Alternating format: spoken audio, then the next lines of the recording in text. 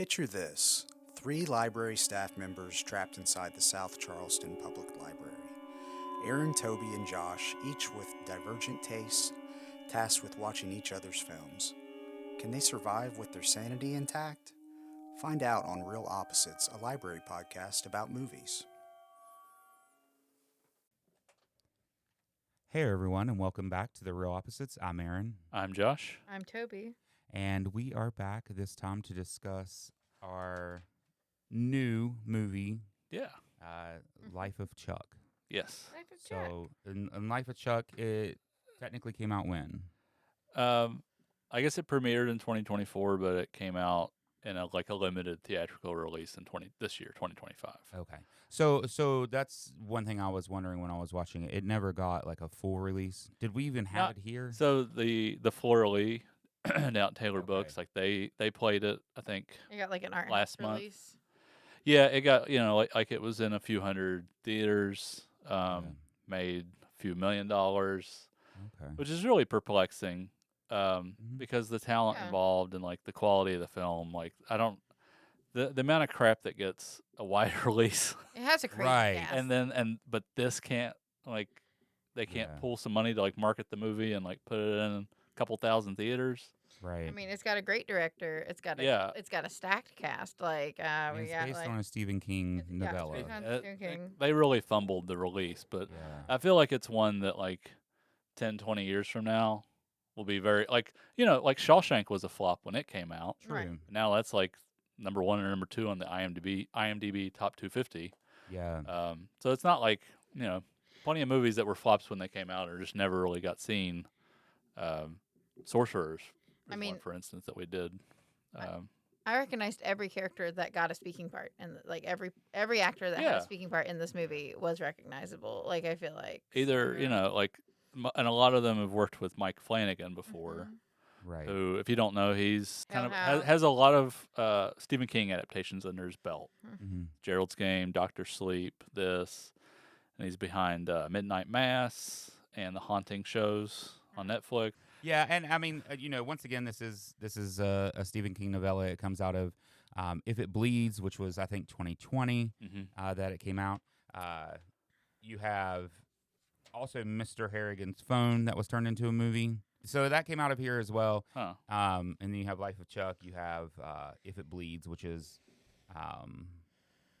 part of the Mercedes series, and then Rat, which has not been done. adapted. I feel like a novella to a movie is an easier task in a lot of ways than like adapting an entire book, and because like you just don't have to leave out as much. And Yeah. you Well, read the book, right? Yeah, so I definitely listened. I listened to it, but yeah, I listened to the story, and then I watched the movie, and it is literally word for word, scene for scene, Mm-hmm. exactly the same. It's like one. I've always said Green Mile is like the most Faithful. book to movie I've ever seen. Yeah. And that's because they like co-wrote them basically at the same Yeah. time. This one was not like that. I mean, as far as the writing process, but it is literally word for One-to-one. word, scene for scene. Honestly, in my opinion, he did an amazing job with it. It ends up being a beautiful movie, which I'm sad that it didn't get a wide release. It is Yeah. gorgeous. Regardless of, you hear Stephen King and you think horror. Mm-hmm. This is not necessarily horror. It's There's- haunting, but it's not horror. Right. Like- There's elements, of course, that make it Stephen King, but the the main story is not that at all. It's mostly just very sad, like Yeah. in a way. And like the only horror elements I think come in in like kind of two places. First of all, the what is going on internally. The if we contain multitudes, then what happens to our internal universe when we Mhm. die. And so like the opening of this is like very disorienting, but like cool in that like you don't know what's going on. You just know that these people are experiencing an apocalypse. Yeah. And it's super topical. Like it's very well done. Like they're like, It's very engrossing. yeah, what's Like, I was- true, what's not true. Like everyone's killing themselves. Do we like? Do you think? I love the question of do you think marriages or divorces are on the rise. Yeah. And everyone's like, well, marriages, because that's a piece of paper It's in easy a to do. day. A divorce takes like Right. no one wants to live through the like. But I like Yeah. that, and it's about like a half hour of the movie, Yeah. like that first act, Mhm. and I was just like, man, this is not what I expected. No. And then the movie kept surprising me. Mhm. Yeah. I hadn't read the book or anything, and so it just kept me on my toes, and I was continuing. Like there's a feeling like you keep opening a new door Oh, Right. yeah. every scene yeah. and finding something new. Mhm. And his I mean, damn, can Mike Flanagan write like a Yeah. monologue? Mm-hmm. Yeah. Nick, Oh my Nick God. Offerman's like narration Oh, is yeah. gorgeous. Like is beautiful. He does a great job with it. I could listen to that man speak all day long. But that's what I say. Like, I mean, Yeah. most of the conversations rip straight from the book, I do love Like, word for word. This is like as close as Stephen King gets to like Frank Capra, probably. mhm. Yeah. Like this is, I mean, a lot. Like it is kind of like not like as far as like the plot, but like the feel is like Mhm. very. It's a Wonderful Life. Yeah. It's, Yeah. it's dealing with very serious, It is. issues, but it's still very uplifting. Mhm. It is. It is. Like It it's is, really and- moving, and I was, Well, it's I like cried. the question is at like, the what do you end. do if you know you're going to die? Like Yeah. the boy opening like the very because it ends with him opening the attic and seeing his death. So it's like Yeah. it's told kind of the story in reverse, and it's Mhm. like so what he lived was a beautiful life because Right. he knew that it was short. Yeah. Like he Yeah. he did Yeah, everything. and that I think that's the thing that the film did. Like, Mhm. when you have a book that is something like this, and the way Stephen King writes, he brings in that haunting feel to Mhm. it, and he, it is not about that though. It is about a beautiful life that this person has Mhm. lived, and what made them them. I think the movie was able to just capture that so well, and like in the beginning scenes when the teacher, Marty, Marty. is it Yeah. Marty? Yeah. Marty goes to his ex-wife Felicia, Yeah. and when he's on the way and he stops with the girl that's skating, Mhm. Yeah. and they're talking, and the lights just go out, Yeah. and it's just a pitch black scene, Yeah. but you Yeah. can hear him talking, and then the windows light up with the "Thank you, Chuck" stuff, Yeah.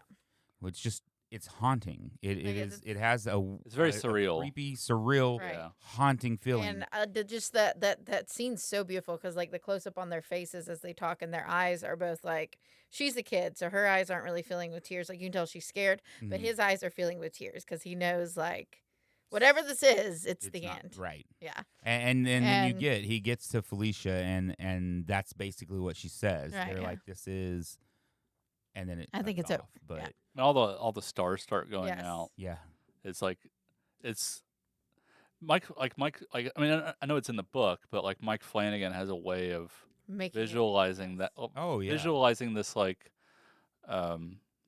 sense of melancholy Mhm.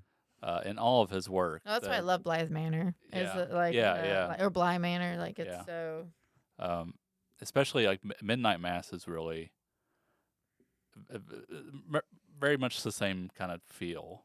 Have either of you seen Midnight Mass? I have not. I've not watched Midnight Mass. I watched the the best first thing I you know, can I do. need to. two episodes of it and then didn't finish it because it was Oh. just a bad time for me to watch it. Not Yeah. like I didn't like Well, it. No. Highly recommend everyone watch Midnight Mass. I've watched it like twice. Yeah. But Which I is saying a lot for a TV show for me. Right. Yeah. Definitely. that's a lot of potential movie hours for you to spend It on is, the TV it is. show. And but I mean, it was spaced out like watched it when it came out, and then Yeah. watched it 4 years later. Yeah. So it's like it's something I could totally watch every few years. I did I- not I- realize it was that old. I thought feel it like I was would new. really like Midnight Mass. It seems like it would be straight up my alley. I just have not gotten around to watching it. Yeah. Like, But I'm just a huge fan of him, and I can't wait to see what he does. I like Yeah, Matthew Lillard's like little bit in this. Mm. Yeah, Mhm. he's He's great. just I was like like, a- oh man, Matthew. I was like, Aaron's gonna love this. Yeah. Because And it's I was so excited for serious him. and sad. Like he's just sitting Yeah. there and he's got like a very Matthew Lillard feeling attitude about it. He's just like, oh man, like it's just how it is, and like Yeah. you know, like kind of the way you could say like the most depressing shit, but still have like a little bit of a smile on your face. Yeah. Right. Like he does that beautiful. So well. Yeah. Yeah. It was. And it was like, I don't know. Just speaking of the cast, like it's Tom Hiddleston and Mark Hamill are by And far like the people you recognize the I like most. Karen Gillian's pretty famous now. She was on Doctor Who, and she's big in Marvel. Yeah, but she's Yeah. blue in Marvel. Yeah, I get. She's like covered in. I mean, I feel Right. like her face. Is Yeah, no, but I mean, right, like yeah. she's. I just mean like the Yeah, rest. they're A lot of the other ones are relatively new, and David Desmalkian's got a small role, and I love him. And it was really cool to see Mia Sara back, Mhm. who hasn't made anything for over a decade. Mm-hmm. Um, Yeah, I think they said 2013. yeah, she was. His wife. She was in. Well, she was like big in the '80s. Like she was in Ferris Bueller, Legend, and then of course her most important role. She was Jean-Claude Van Damme's love interest in Time Cop. But anyway, great I actor. wonder why she retired. Like the scenes with her with Mia Sara. Her name is Sarah in the movie. His grandmother are just like so like baked apple pie, and like just watching them dance, and like man, it's just like if you're having a shitty day, watch this movie. It's Oh, a yeah. good movie. Like 100%. And I mean, of course, I would recommend the book as well. yeah, But yeah. it is word for word, and that's what I was saying is Mike Flanagan did such an amazing job with. My thing with adaptations of Stephen King is I feel like Stephen King's the feeling in his book is often lost. Yeah. Yeah. That's why he doesn't like The Shining. Yeah. That's why Yeah. The Shining is a great movie. It's not the book. Shining is not the book. Right. Yeah. It loses the feeling. Yeah. So many Stephen King adaptations for me that's how it is. You don't get the same feeling Stephen as the King book. is all about the interpersonal connections. Like to a certain Exactly. extent, it's all about like what is horrific now about who you are. Right. But you know. that's the thing. Like Yeah. in this movie, Mike Flanagan 100% captures every feeling in every second of that book. Yeah. It was beautiful. It Yeah. was amazing. It's an amazing adaptation. I don't know. I really loved I it. definitely think you could argue that the best adaptations of his books have been the ones that are based on shorter stories. Right. Yeah. So Shawshank's based on a short story or a Mhm. novella. This is based on a novella. Green Mile is kind of like it was written by the same time. Yeah. No. Carrie is a pretty short novel. It's a short one. Yeah. But you go to the bigger ones like It, The Stand, and Well, it starts getting hard to fit it in. yeah. Right. I mean, even like that, The Stand, the TV show they did, the limited, like you got the one in '94, but then the one they did a few years ago, and even that was like, it's a better adaptation. I feel like, but it's still missing Right. a lot of the book. So like, Yeah. I mean, I don't mind the new It too much. no, I like like those. those Like ones. I definitely think those are better than the Yeah. 1990 movie. Yeah. But even there, like, there's a lot. That's missing. Oh, that's gotta yeah. get cut out. Oh yeah. Like, so really, I feel like there should be a rule that his books that are over like 700-800 pages need to be 10 to 12 episode miniseries of like. I will say I looked up nothing, and not knowing where this was going, the opening felt very Lovecraftian. Yeah. Oh, it totally. felt very like what, like everybody keeps seeing this ad for Yeah. Chuck Krantz. Yeah. 39 great years. Thank you, Chuck. And like everyone's like, what is, like, the world is falling apart. California has fallen into the ocean. Like nonsensical things are happening, and like everyone's like, who is Chuck? Is like the Right. overreaching Yeah. history, and that feels Lovecraftian. Like it Yeah. feels like It feels very modern and like the world's falling apart, but what's up with these ads? Right. yeah.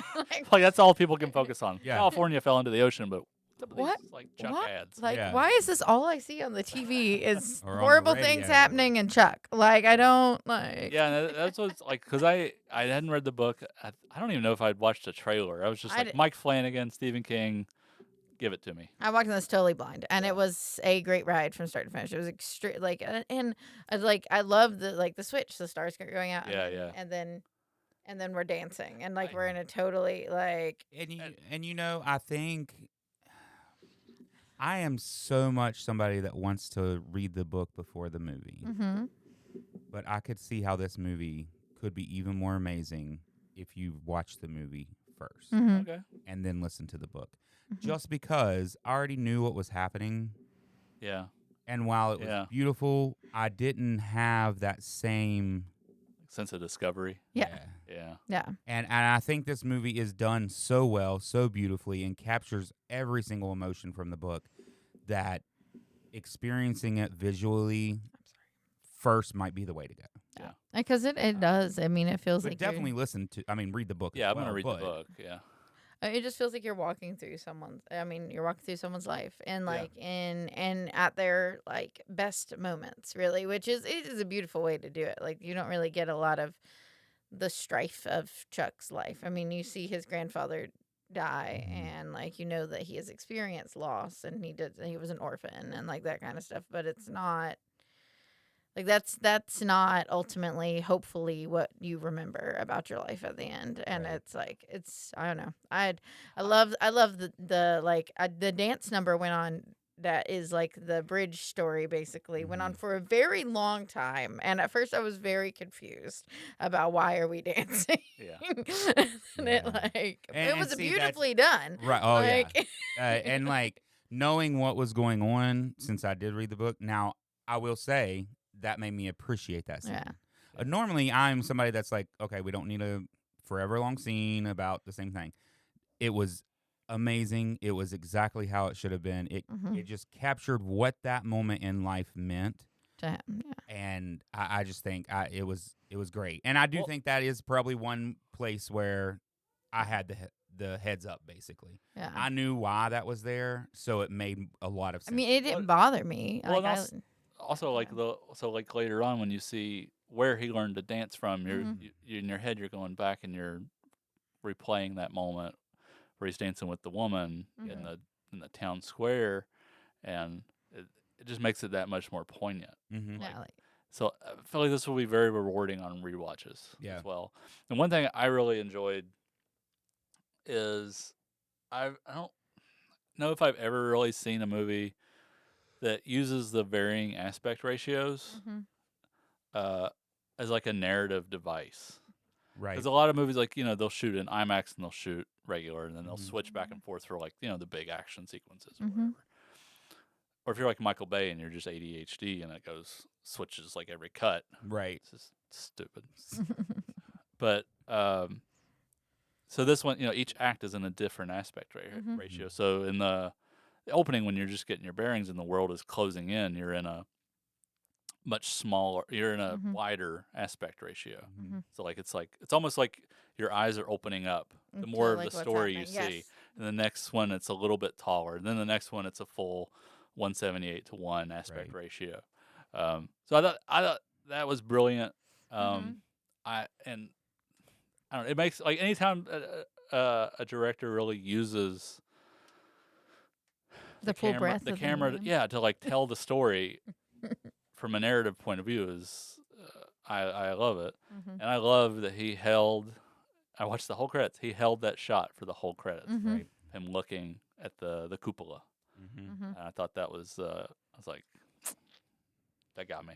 Yeah. Well, and the ending line being like, like I am wonderful and I contain multitudes, and it's like, well, it's very that's very touching. Like It is, and that even the ending where they do hold that one shot, it captures the book because at least when you're listening to the audiobook, it basically has that monologue there at the end, and it just ends. And like 2 seconds later, the next story starts. Yeah. Like, that's it. Yeah. That's cut dry. That's it. Yep. And even though it lingers on that shot, I think it gives that feeling of this is it. Yeah, this is the end. Yeah, and I feel like he's asking you to look in your own cupola, Right. and like try to be more present. Yeah. Like, while the credits roll. But I mean, even before the credits roll, he's still holding that shot. Yeah. Like after he closes the door. Yep. I don't know, it's just a beautiful movie. Like like as soon as I finished watching it, I was like, I'm getting the 4K Blu-ray. Yeah. Like immediate. It was. I mean, it is that good. I'll watch this probably every year or two till I die. Yeah. I loved like even the like digging into like kind of dream theory, like you're made up, or like the idea that you are as a person, you are little bits of everyone you've ever known. Like, and like, Yeah. so like, that's why Sure. all of this teacher inhabits his head. That's why like all of these like people that have had an influence in his life are the people, like the funeral home director. Like, you know, it was the funeral home director for Albie's funeral, and like everyone like that, you know, is part of who you are. Because a lot of times the people that you know, like, you know, something simple like, oh, I make this food this way now because someone showed me how to, like, you know, you absorb like part of their parts of their everyone. personality Yeah. and what they've shown you and like what they've passed on to you. It's lovely. Like, I think it's beautiful. I think like this really could have gone wrong and been very schmaltzy and, Oh, very much so. and just sugar coated. Mm-hmm. There's a real delicate balance with these kind of like life affirming, melancholic but hopeful movies. Right. You know. It's a weird line to straddle, It and really especially in movie form. You need to like just really good writing and really clear idea of what you want to accomplish and what the goal is with the movie. And man, he just like nailed it so easily. Like this would have been a movie like back in the day, like 30 years ago, that Robert Zemeckis would have killed. He can't do it now, but that kind of like, I mean, not like, you know, Forrest Gump or Benjamin Button, movies that like span like a whole lifetime. Right, exactly. Know, without falling into this like deep cavern of Hallmark movie writing. Yeah, and that is, I will say, I think you had already told me that it was a good movie. Yeah. And if not, I would have been really worried about watching this movie after listening to the book. Yeah. Just because, like I said, the movie is the book 100%. Yeah. The Stephen King is able to, and he's done it in some other things. Elevation is another one that's kind of like hopeful and sad. What's life? Yeah, I mean it is. I mean, like, yeah, and I know. I just like that tone. Yeah, and Elevation. Have you ever read Elevation? I haven't. It's like one of his shortest novellas, but basically it's life, and this man is inflating, and he floats away. Like like the thinner, end is like he floats thinner, away. He just gets bigger and floats away like a balloon. Yeah. So that's what like it's another one that does that, and Stephen King can, you know, he's known for his, especially when he was under the influence a lot, his weirder, creepier stuff. Yeah. But since he's been clean, he's a great writer, and he really is. He is able to capture that line of melancholy yet hopeful. Yeah. And I mean, the book, he did it, and that's why I would have been so worried about the movie had you not already told me it was good. But then watching the movie, like, I couldn't imagine any other way. Like, it's 100% perfect. Well, I think it's also like this is a story, and that sounds like Elevation too. Is like you can only write when you get to a certain age. When you're over the hill and you have less years ahead of you than behind you. I think so. Yeah. There's wisdom in it. Yeah, there's just experience. Right. Yeah. You know, I a lot of my favorite filmmakers are in their 70s and 80s if they're still alive, or they're still making movies, and I always think it's fascinating to see the progression from youth, like say Spielberg or Scorsese, to like what they make now, and it's very different. Like they're not the same people, and they have different tastes and outlooks on life, and I just it's great to see that progression of Stephen King too. You know, of course, his like horror stuff, like his first decade, is like always going to be the things that the public associate with him. Right. You know? It is. I see a lot, even on Stephen King fan pages and stuff that I'm on. I see a lot of people that will down his newer stuff and just be like, ever since he got clean, he sucks as a writer. Yeah. And I'm like, that's a rude thing to say. Right? Also, like, why are you in a Stephen King fan page? First of all, if you're going to down him, but well, I mean, Stephen King has his faults. Yeah. Sometimes he's a little wordy. Sometimes he explains too much. Yeah. And He's not my he's favorite. not the greatest at wrapping up a story. Yeah. But he's never been. Right. But like his newer stuff, you get into like the Mercedes series when you're getting into like detective stuff. As long as you're into those hard case file type things, it's an amazing series. I mean, it's one of my favorites of his. Yeah. I mean, of course, like all his originals are great too. Don't get me wrong. Yeah, but I mean, you can't expect what is he, close to 80 now? Yeah. I mean, you can't expect that guy to write it. Right. Like, it can only be written under the influence of substance. Oh yeah. And not to say that like writing under the influence has not produced some of the best works, ever. But it's, I mean, it's just a different.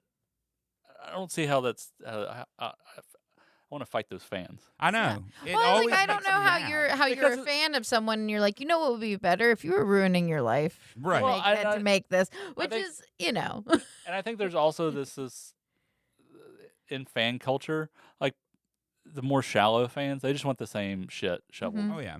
Shoveled in their mouth all the time. Exactly. Like just do more stuff like The Shining. Just do more stuff like it. And that's what I've loved about Stephen King over the years. Everything he's been coming out with is different. Yeah. You get stuff like Life of Chuck. You get Elevation. Then you get something that is horror. I mean, it's just a mixture of stuff, and I've really enjoyed what he's been writing. Stephen King contains multitudes. Well, He yes, does. 100%. He does. I think that's the thing. Like people get like hurt about like certain bands that like change their sound every album, and it's it's just because they're good growth, man. Good musicians. Like when you get bored writing the same thing you become, every time, like I still remember when like you become Nickelback. Yeah. They're the worst. Right, because. Yeah, all their songs are the same. They're just like they're just dad rock from start to finish, which is too, like I mean. Well, it's like when I remember like when Metallica came out with like even the Black Album. Some of the fans of like everyone's like, oh man, they're selling out. Like, right? It's like, what else are they gonna do after like 4 albums of like the best thrash metal ever? It's like they've got to change it up. And then when they did Load, and they're like, oh, they cut their hair, and it's like, guys, they're getting older. Like, right.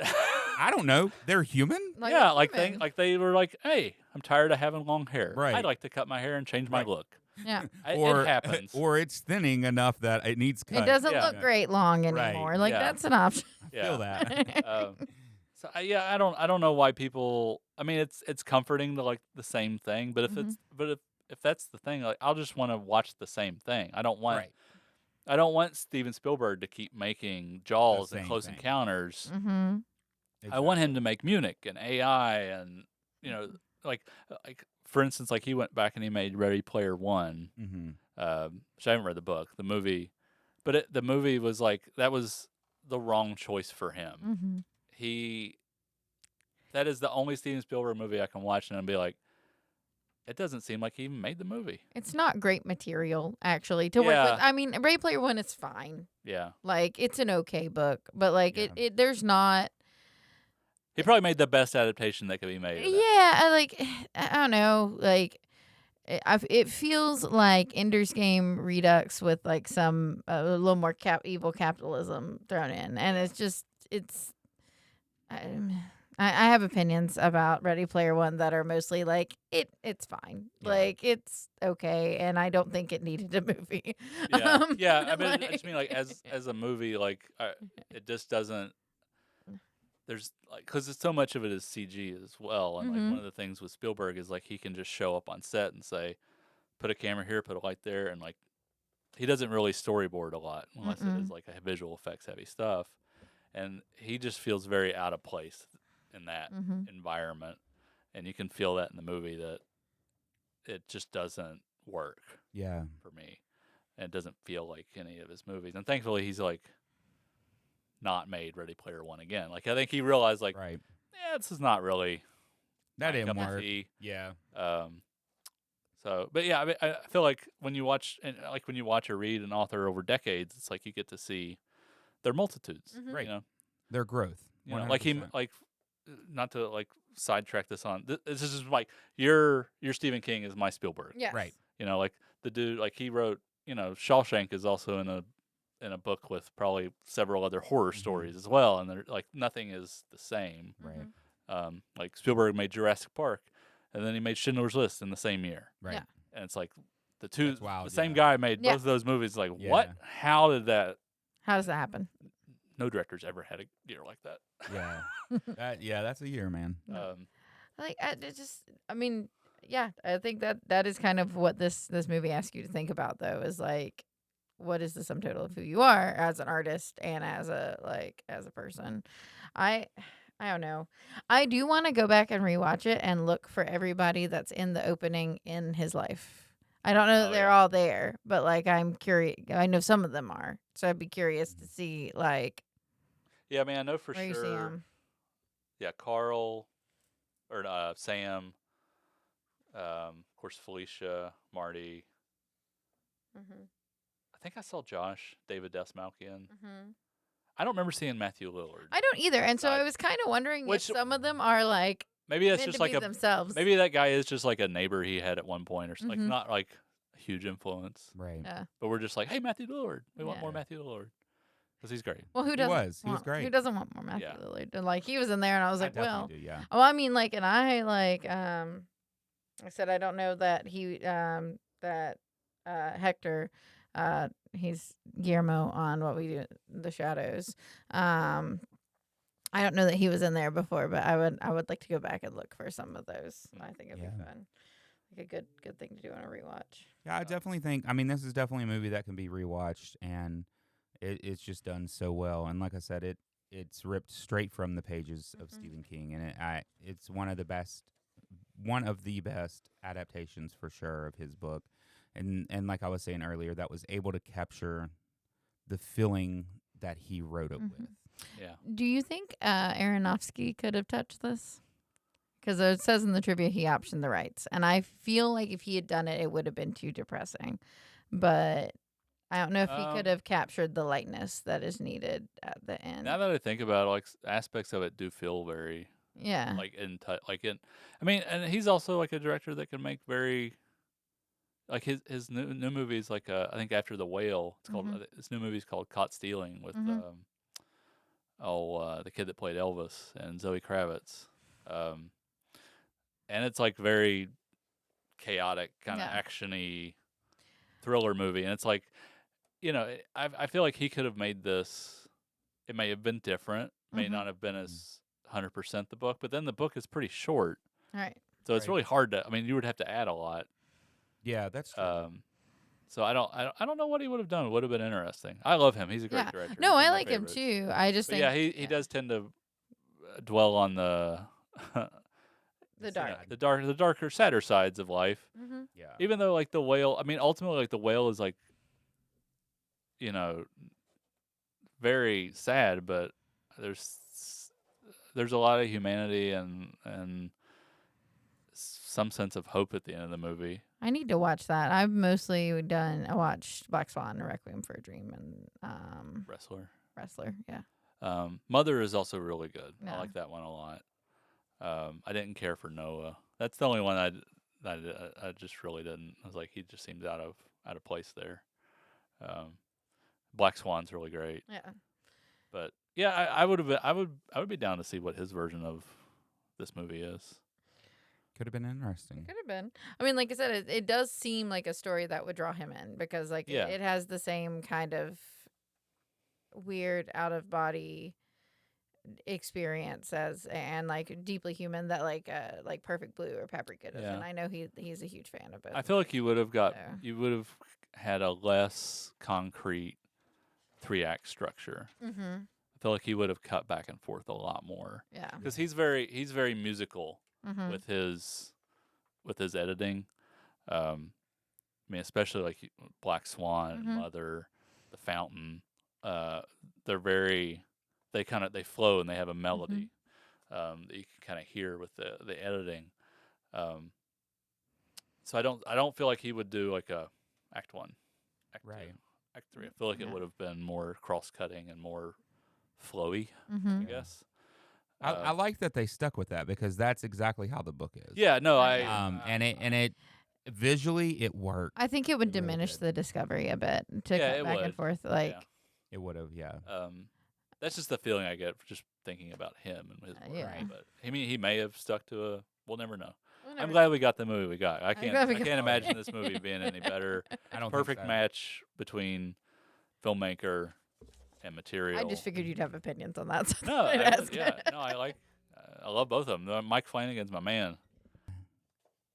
I think this book and this movie hit for me so hard right now, just because of some things that are going on in my life, and I don't know if that's why I was so attached to this, but like that's what I told you when I was like, oh, I'm finishing it. I'm invested. Yeah. Like it was the same exact story, and normally that would make me turn it off, but seeing it visually was a whole new experience. It's beautiful. That's great. And it's an amazing story. I mean, it just is. So yeah, I don't know. I really enjoyed this one. I'm glad I listened to the book and did the movie. It's a home run. I feel like it's got something for everybody. Like this is like a beautiful work of art. Yeah, and like I said, you don't have. This is one you don't have to read the book first. I mean, it's Stephen King. I would recommend still reading it, but it is ripped word for word. Yeah, I would almost.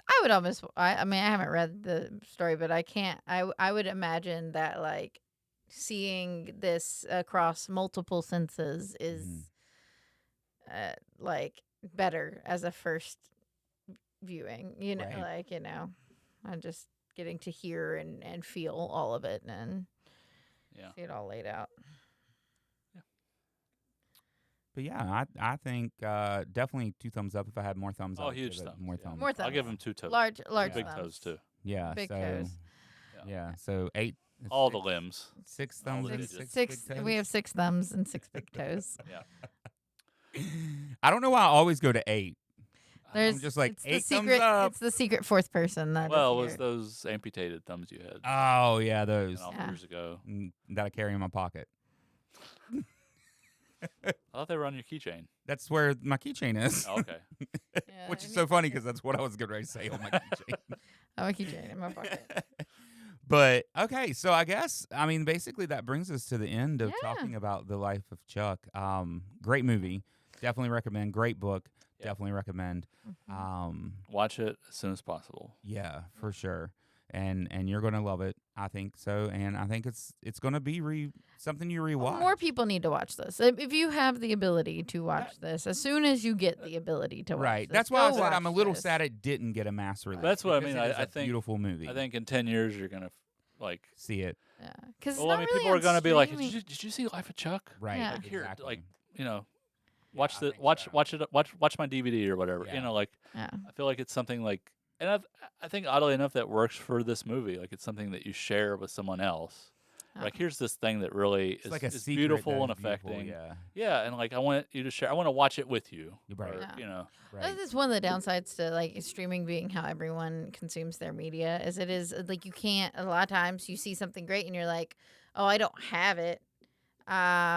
It's on this, and they're like, oh, I don't have that one right now. I'll have Exactly. to watch it when I see it on the next. And it's like, man, like sometimes You miss it's when you could just like hand a DVD to a friend. yeah, Right. Exactly. yeah, I miss that. Yeah, 'Cause it it's- sucks. I Yeah. hate streaming. Because F streaming. I would really like. I'm sure they make a physical copy, but I would really like a physical copy of Dairy Girls because the number of people have been like, Yeah. "Please watch Dairy Girls," and then they're like, they're like, "Oh, I don't have Netflix right now," and I'm like, I'm like, I want, Yeah, I mean everything's Like- stuck behind paywalls. and you Like, can't you get can't- a physical copy of most of it, Yeah. so it's not Well, like not you don't have the legally. option, like not like well, If you hit eBay, anything that's on streaming is on a DVD. That is Somebody's true. burned Somewhere. someone has But made it happen. We're not advocating that. No, I want the people. allegedly. I want the actors and actresses, Yeah. and like the Oh, filmmakers yeah, to get for their sure. percentage. For sure. Yeah. Which is just like, and that's the thing. It's frustrating is that they're doing it for financial reasons, but they're creating this whole separate piracy industry Right. that is thriving right now Oh. because they refuse to just put the thing out on a DVD or Blu-ray. They refuse to make physical media available. Yeah, which is, it's just like as big as I feel like people like disc sales are going up, like vinyl Mhm. sales, CD sales went up, Yeah. have gone up recently, and like I feel like same thing is happening for movies and TV shows too, just because streaming's unaffordable Right. at this point. And then you're stuck watching cable basically. And like Right. you get the low tier, like you're still stuck watching ads Yep. Yeah. every 20 minutes. Yep. It's annoying as hell. Ads, yeah. No, like I said, I would love. There are lots of things that streaming puts out that I'd like to have. And like this isn't even. I don't even think it's available on streaming yet. Besides like through like movies. Yeah, you'd have to buy it. You have to like, buy it it's right not now. like Yeah. free with a Yeah. subscription, and it probably won't be. I mean, Yeah. unless somebody like Amazon picks it up or something. I kind of thought I saw like Apple TV maybe has it, but I don't know. But like I don't know. buy it. It doesn't matter. Just take our advice. Or and, check it out at the library. We will have it on DVD and Blu-ray. Mhm. I think early next month. Yeah. There we is when go. It comes out in September. check it out from us or purchase it. It's worth the purchase Yeah, though. I think. totally. I think you're gonna want to watch it a few times. I know I do. So Yeah. All right. So that's The Life of Chuck, and I guess we need to choose our next movie, and there we go. And it looks like our next movie is Nerve. which is an Okay. Aaron pick, right? Yeah. Yeah. Okay, so that is Dave Franco and a girl I don't know anything about that I this can't think of her name. I don't know. I've only seen this movie once. Oh, it's Emma Roberts. Yeah, That Emma girl, Roberts. she's Oh. Yeah. So it is them, and it's I don't even know how to explain the movie, but I found it interesting when I watched it. It's basically like a truth or dare game in real life Oh, I've seen this. kind of I thing. thought you had seen it. I have seen Okay. this. I don't. Yeah. Well, I mean, I'm hoping that I like it. I remember liking it when I watched it, but we've also done a lot of film education of Aaron, and sometimes when we go back and watch things I don't like. All right, so join us next time for our discussion on Nerve. But until then, I'm Aaron, I'm Josh. I'm Tobey. and this has been The Real Opposites.